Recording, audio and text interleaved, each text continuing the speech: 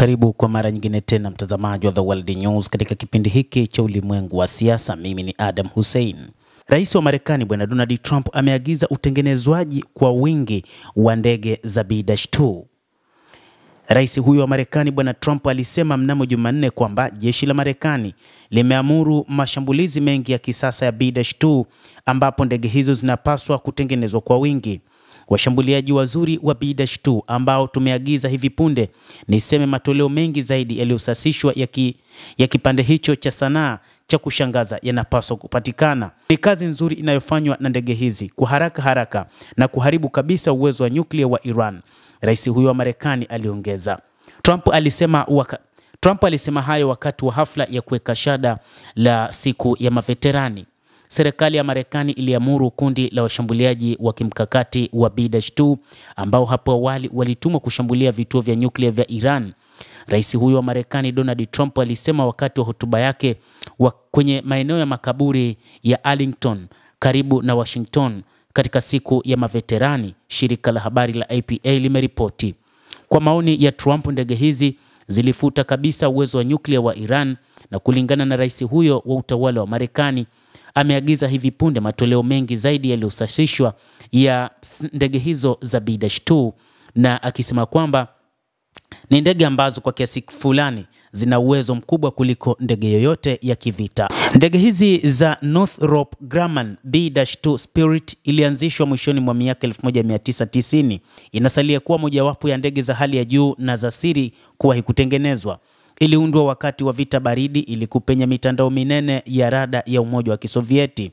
Usanidi wa bawa la kuruka la B-2, lakini nyenzo zinazofyonza rada na uangalizi wa chini kabisa huifanya isionekane na mifumo ya ugunduzi wa rada.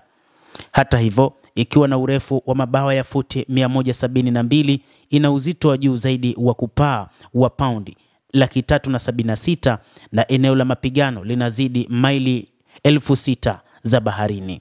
Ndege hii inaweza kupakiwa silaha za nyuklia na za kawaida kwa usahihi wa hali ya juu. Ndege hizi za kivita za B-2 pia zinadaiwa zipo kwa wingi katika maeneo ya Ghuba. Hubeba hadi pauni 40,000 na ikiwa ni pamoja na GBU 57A-B Massive Ordnance Penetrator, makombora yenye uwezo wa kupenya ardhini, na ndiyo ambayo ilitumika katika mashambulizi ya vituo vya nyuklia vya Iran vya Fordo, Natanz pamoja na Isfahan.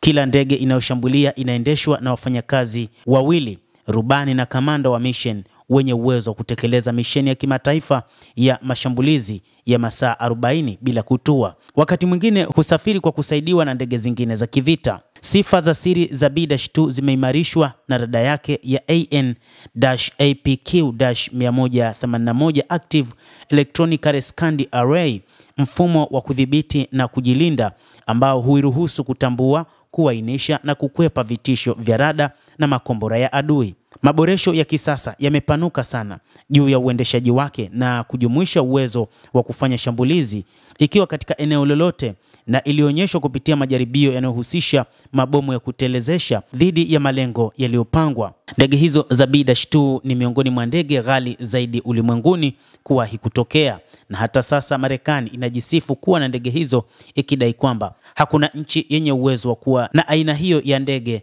za mashambulizi ya ardhini na yenye uwezo wa kutumia makombora ya Ordnance Penetrators yenye uwezo wa kuhakikisha inaweza ikafanya shambulizi zito bila kuonekana katika rada. Mtazamaji wa The World News, hayo ndio ya Bwana Donald Trump. Anataka uzalishaji wa wingi wa ndege hizi za B-2 ambazo anazisifu akisema zimefanya kazi kubwa sana, hasa baada ya mashambulizi huko katika nchi ya Iran katika vinu vya nyuklia vya Fordo, Natanz pamoja na Isfahan. Endelea kutufuatilia nasi tutakujuza mengi yanayojiri katika ulimwengu kupitia hapa The World News. Mimi ni Adam Hussein, endelea kuwa nasi wakati wote.